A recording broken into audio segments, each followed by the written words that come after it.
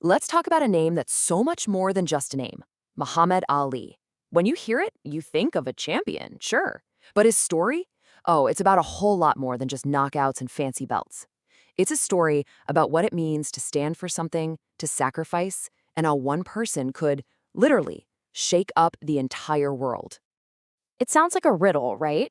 How on earth does a stolen bike lead to one of the most iconic figures of the 20th century? Well, the answer to that question is where our whole story begins. So, yeah, it all kicks off with a stolen bike, a simple, everyday moment of anger that could have just fizzled out. But for the young boy who would one day become Ali, this wasn't an ending, it was an ignition. It was the spark that lit a fire that would change everything. Okay, so picture this. It's Louisville, Kentucky, back in 1954. A 12-year-old kid named Cassius Clay discovers his brand new red bike, his pride and joy, is gone. And he is furious. He's in tears, but they're tears of rage. He tracks down a police officer, Joe Martin, and tells him he's going to whoop whoever did this. And that police officer, Joe Martin, says these words to him. Now, here's the twist of fate. Martin wasn't just a cop. He also ran a local boxing gym. And with that one little piece of advice, he pointed a fuming Cassius Clay down a path that nobody on earth could have seen coming. And the results were, well, they were just explosive. I mean, look at this timeline. Just 6 weeks after wandering into that gym for the first time, he wins his first fight. Fast forward only 6 years from that moment to 1960, and that same kid is standing on a podium, an Olympic gold medal hanging around his neck.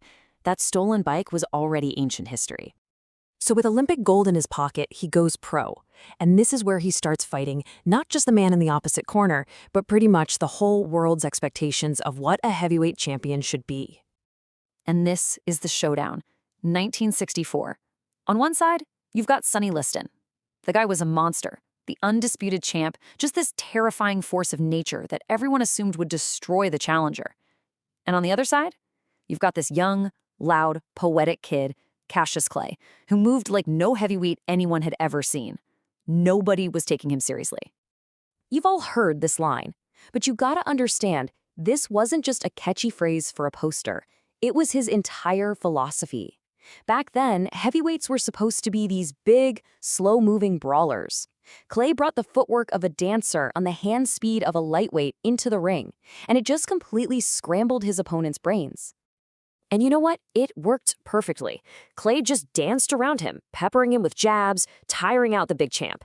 And after 6 rounds of it, Liston, the big, scary monster, just quit. He sat on a stool and refused to come out for the 7th round. The entire arena was in stunned silence. In that absolute chaos, Clay leaped onto the ropes, pointed at all the reporters who said he had no chance, and he just roared, "I shook up the world."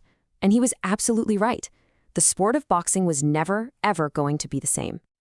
But as massive as that victory was, his greatest fight, well, it had absolutely nothing to do with boxing gloves or a ring.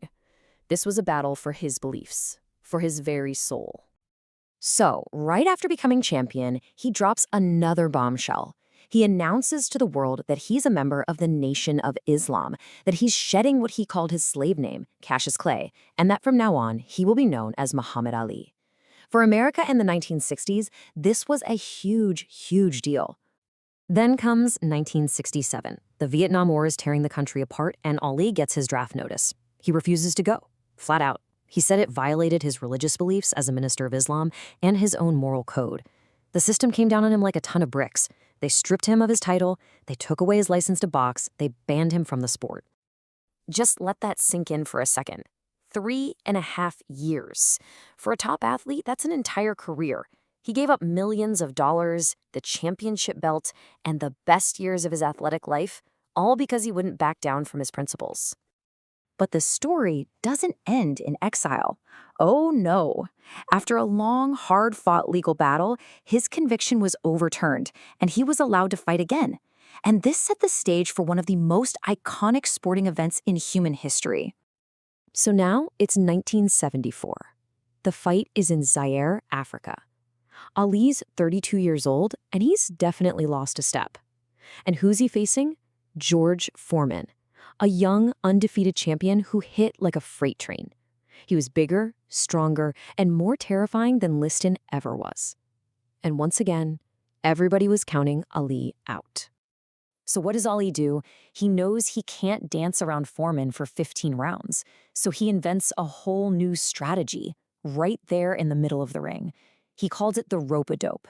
He just leaned on the ropes, covered up, and let one of the most powerful punchers ever just wail on him. It looked like insanity, but it was genius. And this is exactly how it played out. For 7 brutal rounds, Ali just absorbed an unbelievable amount of punishment, all while whispering in Foreman's ear, "Is that all you got, George?" By the 8th round, Foreman was exhausted. He'd literally punched himself out. And that's when Ali exploded off the ropes, landed a beautiful, fast combination, and the giant fell. He had done the impossible. Again. That victory was more than just a comeback. It was the moment that Ali's transformation was complete. He wasn't just a great boxer anymore. He was something else entirely. You see, the man who had once been such a polarizing and controversial figure became this beloved global icon. He was a symbol of courage, a symbol of what it means to stand up for your beliefs no matter what it costs you. He became a hero to millions and millions of people who had never even seen a boxing match.